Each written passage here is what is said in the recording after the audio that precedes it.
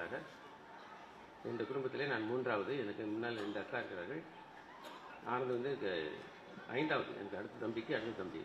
அதில் சிறு வயதிலேயே எங்கள் அம்மா மூலமாக ஆண்டவருடைய வார்த்தையை போதிக்கப்பட்டு சிறு வயதிலேயே சண்டைகளுக்கெல்லாம் போய் பெதஸ்தா ஆராதனை வீடு ராயபுரத்தில் 1970ஆம் ஆண்டு ஆரம்பித்த போது பாண்டியன் வீட்டில் இந்த சபையினர் கூடி வந்தபோது இவன் தான் பாயெல்லாம் போடுவான்.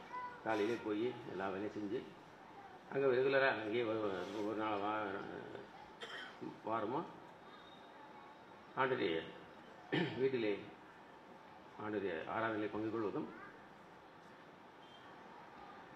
ஆண்டு வீட்டுக்கு ஒழுங்காக வந்து தன்னுடைய பணியை நிறைவேற்றி தான் ரொம்ப விருப்பத்தோடு செய்து வந்தான். சிறுவர்களையே ஆண்டவரை ஏற்றுக்கொண்டு சரி பின்வாங்கின பண்பு கூட எங்கள் அம்மாவின் ஜெபத்தினாலே ஆண்டவர் எங்கள் அம்மாவுக்கு ஒரு வாக்கு கொடுத்தார். ஆதியாகமம் 41ஆம் அதிகாரத்திலே உன்னை புதியும் கூர்மையான எந்திரமாக்குவேன் அப்படின்னு சொல்லி வாக்கு கொடுத்தார். அந்த வாக்கின்படி ஆண்டவரை சேவிக்க முடியாது கூட ஆண்டவர் ஒரு வாய்ப்பை கொடுத்தார். ஆண்டவர் ஊழியத்திலே தன்னை அர்ப்பணித்துக் கொண்டு முற்றுமுடிய ஆண்டவர் வார்த்தைக்கு உண்மையுள்ளவனாக கடைசி வரை தன்னுடைய ஊழியத்தை நிறைவேற்றுவதிலே உண்மையாக இருக்கும். ஒரே ஒரு காரியம் தான் சொல்ல விரும்புகிறேன். என்ன சொல்ல விரும்புகிறேன்னா, ஆனால் இந்த பல்லவியை நம்ம இந்தியா முழுவதும் அந்த ஊழியக்காரர்கள் சேர்ந்து வந்திருக்கனாலே தமிழ், தெலுங்கு, ஆங்கிலம், அப்புறம் ஹிந்தி இந்த 4 மொழியிலே இந்த பாட்டு பாட போகிறோம். எல்லாரும் கைகளை உயர்த்தி உங்களுடைய பைபிளை உயர்த்தி இந்த பாடை பாடும்படியாக அன்புடன் கேட்டுக்கொள்கிறேன்.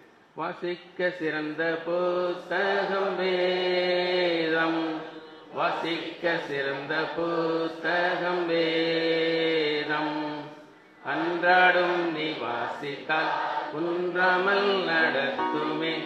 ஆம் வாசிக்க சிறந்த புத்தகம் வேதம், பட்டின்பசேஷ கிரந்தமு பைபிள், பட்டின்பசேஷ கிரந்தமு பைபிள், అనుదినం పఠించిన ప్రేమతోడ నడుకును ఓ పఠింపశ్రేష్ఠ గ్రంథము బైబిల్.